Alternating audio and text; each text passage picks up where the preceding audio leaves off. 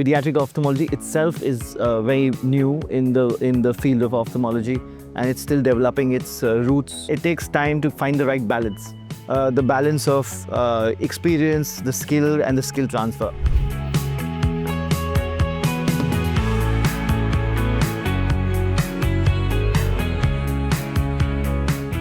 Certainly, it seems like attitudes are changing towards pediatric ophthalmology. Yeah. And as you mentioned, it's quite a new kind of subspecialty. How have you seen it change in recent years? And how do you hope it's going to progress in the next few years with efforts from yourself as well as others? Pediatric ophthalmologists are very friendly people any which way. We've always been a very friendly, very close knit group. And now I see the wings expand. I see more ophthalmologists coming in. We started talking about pediatric retina coming in, pediatric cornea coming in. What I want to see more is I want to see pediatric ophthalmology taken more seriously. We have a lot of general ophthalmologists who do pediatric care. But the thing about pediatric ophthalmology as per se is that it's like hanging art. You're painting something and you're going to hang it for the next 80 years. So you better be good at it. You operate on a child or you give treatment for a child, you want to make sure you're giving the best, because that child is going to keep coming to you. He's going to keep coming, he's going to keep seeing. So it's like seeing that art every day in your drawing room. You want to make sure it's A1. So that's where specialty comes into play. What are some of the conditions, diseases, or things to look for when you're first working with an infant? When you're working with an infant, I think the first most thing that you really need to be at is you have to treat them with care, with patience, and with a smile.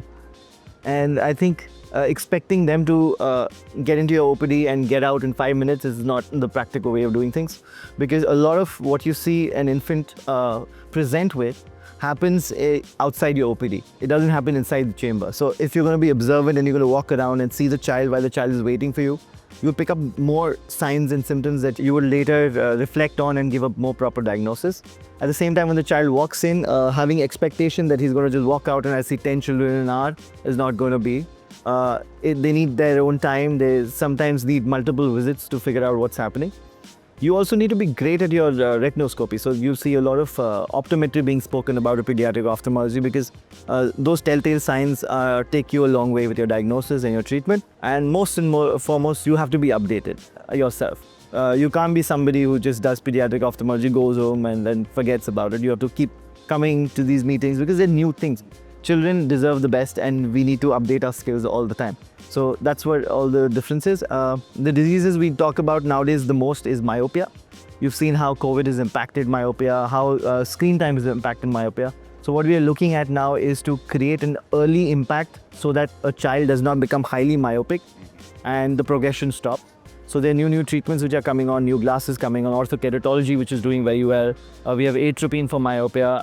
We have other medicines also in pipeline who are going to come and make a difference as far as myopia is concerned. And most and foremost, I feel personally, is the awareness about myopia. A lot of awareness in Asian population, even the European population is, oh, my child has glasses, full stop. But that it shouldn't stop at full stop, because we have treatment. We have things we can do to prevent it. What do you find are some of the barriers with getting that information out to the general population and to parents in particular? So the first and foremost, I think, is adapting to and accepting that there's new technology available, there's new medicines available, and if they're delivered early, we can actually make an impact. The age-old art of spending time with the child and the parents, sometimes the grandparents, is very important, because you need to address the reason why we are in the room. Yeah. What we need to do in the lifestyle change, because there is a difference. When we were children or when our grandparents were children, the incidence of myopia or glasses or refractive error was much lesser. So the lifestyle that we've caged ourselves in the urban population, being indoors, reading more, more of screen time, that all is impacted. Yeah. And that impact has to be undone, or balanced rather, in a certain way, because a lot of parents tell me, it's impossible to be off screen time. You're here, as you mentioned, with the young ophthalmologists, and for the first ever time, the young pediatric ophthalmologists. Can you tell us a little bit about what's so important about these young ophthalmologists societies, and particularly this first one that you've hosted here in Malaysia? So, young ophthalmologists are a vibrant bunch. We know that. And they all need to be together to make a change which is more impactful. And getting a young ophthalmologist or encouraging a young ophthalmology society does exactly that. It brings a group of very enthusiastic, future thinkers, creative minds together in the same room, and gives them the confidence that they can speak their mind. And that speaking of their mind encourages not only this generation, it'll encourage the next few generations as well. We want that encouragement and to be with everybody, and we want to also network all over the globe so that the right education reaches the right person. We aspire to do is we aspire to give quality eye care to everybody with the same way. That's why we are in these conferences trying to add to our skills so that when we go back home, this skill transfer goes to everybody. So I think that similar like-mindedness comes from when your group thinks in a similar term, and that encourages a lot of us. Well, it's been a pleasure to speak to you today. Thank you so much. Yeah. And we'll be definitely following your activities, and I'm hoping we get to see you again in the near future. Likewise. I'm always encouraged when I see Matt, you, and the team Media Mice do such great work. Well, it's a pleasure. Thanks so much. Well, thank you guys for watching, and that's us from KL, and we'll see you again.